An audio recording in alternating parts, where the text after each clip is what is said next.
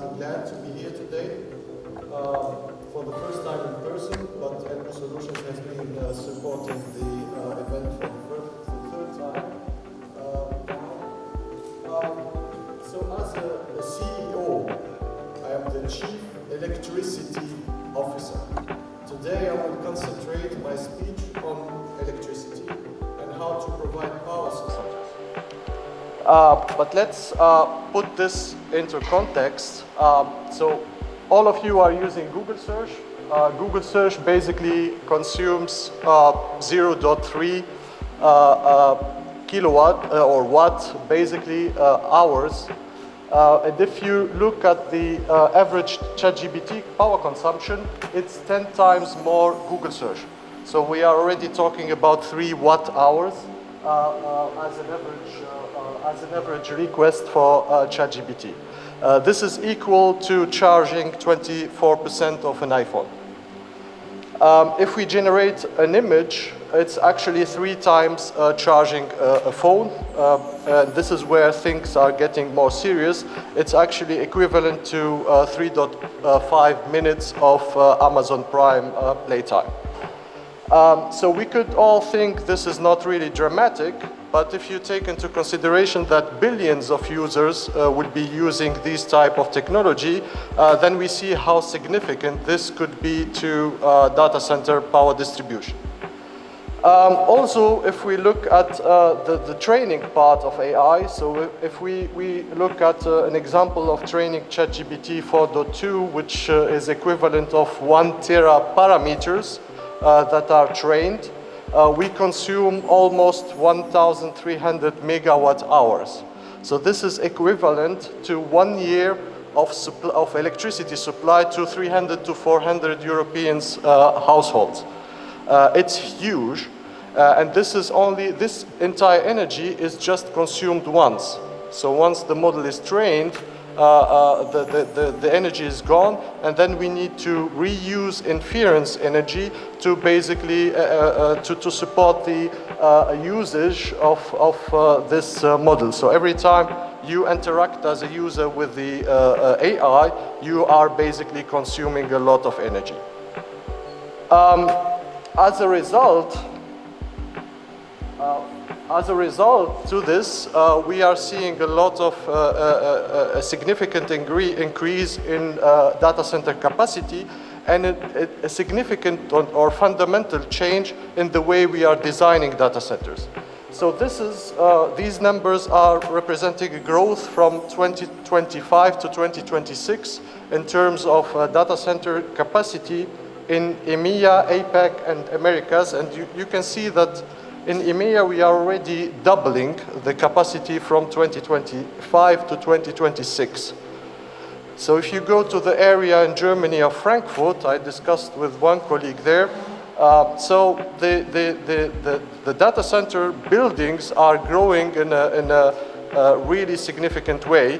And I will show you a real example later on. What this means is that this is a building close to the Frankfurt train station. And you can see that there are a lot of different data center buildings that consume around 1 megawatt of energy. So this is more than 220,000 European households in one data center. And in terms of power consumption monitoring and power quality monitoring, we are deploying in these type of data centers more than 5,000 meters. So this is a significant change also to our business and to our daily challenges that we are facing. Also, if you look at the traditional way of designing a data center, so we can see here the distribution of the energy through different levels. So from the utility supply going through the different mid-voltage, low-voltage transformers.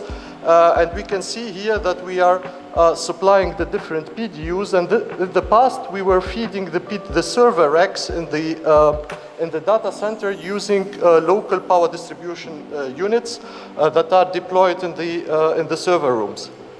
And if you look at this power distribution unit on the right-hand side, In modern data center that we are seeing today or that we have been deploying like the last 2 or 3 years, one single power distribution unit can provide power to up to 90 traditional server racks. Today and yesterday, the colleagues from Schneider Electric, they talked about increasing the power density to 100 and 120, even 150 kilowatt racks. What this means is that we will need one single PDU for one server. So if you could imagine a room where we in the past had like 15 PDUs supplying the entire room, now we will use basically one PDU for one server. And this will fundamentally change the structure of a data center, and this is why some of the actual data centers that have been built like 2 years ago, they are now completely obsolete for AI. The big problem is that the PDU, the power distribution unit, and the EPP are becoming obsolete, so we will completely get rid of them. They talked about these boxes with GPUs, and they will be basically supplied by this path, where we will use direct busways to power supply the servers directly. And this is a huge and fundamental structural change in the way we are designing data centers. So, these are some real pictures from data centers. So usually if you look at one PDU like this is supplying roughly 96 power lines of 16 amperes. Means that we can supply up to, let's see, half of like 45 racks, taking into consideration the redundancy.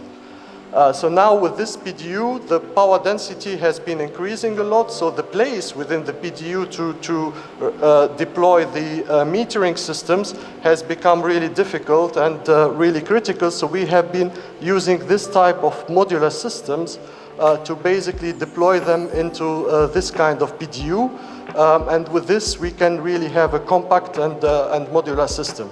However, in the near future we will be using like these big current transformers to measure directly on the bus bar, which means that the complete structure of measuring the power quality and power consumption in a data center is completely changing. Another challenge that we are facing every day in the field, which is related to power quality.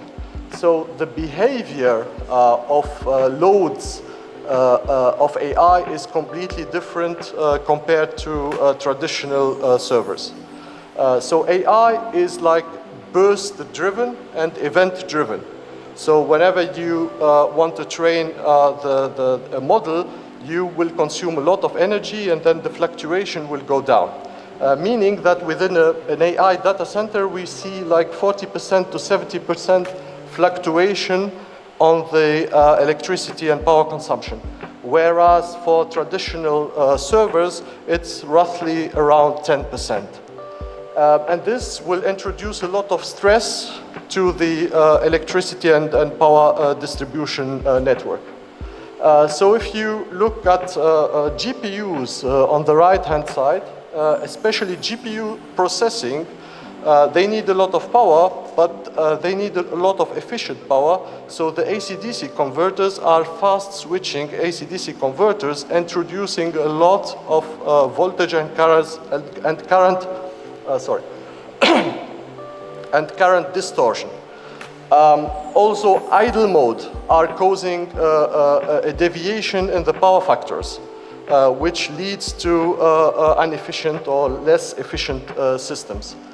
So we see with AI a lot of power quality issues, and if you think that power quality in the past has been a challenge, then with AI it will be a nightmare.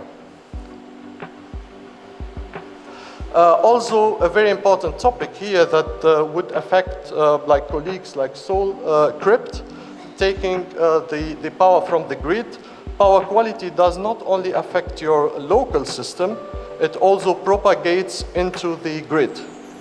So if you don't have your power quality under control, you will have a big problems with the grid operators. So the stack from Tunisia will not be happy about that. So you really need to get power quality under control, and power quality is becoming non-negotiable.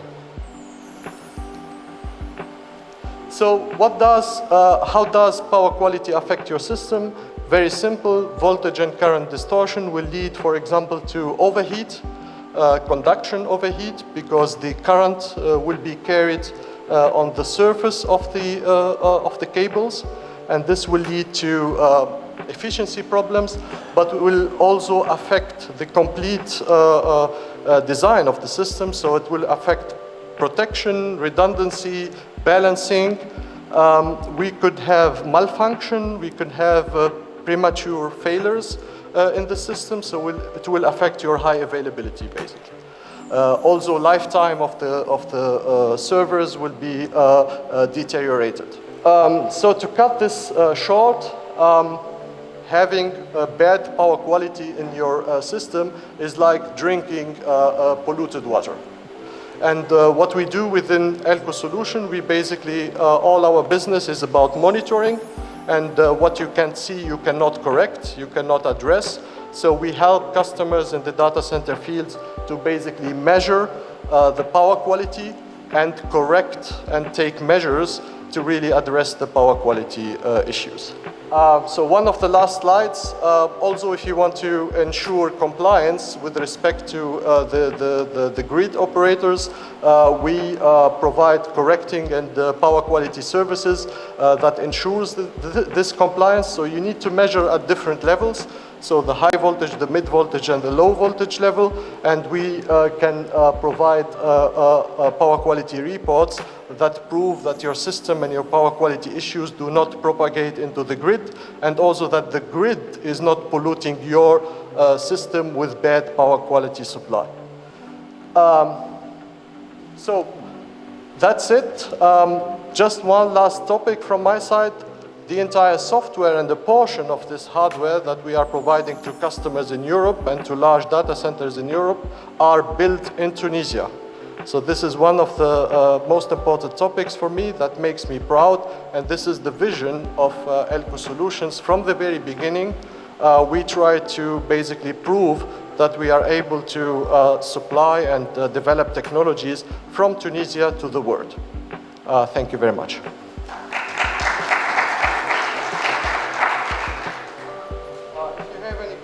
I'm glad to answer them.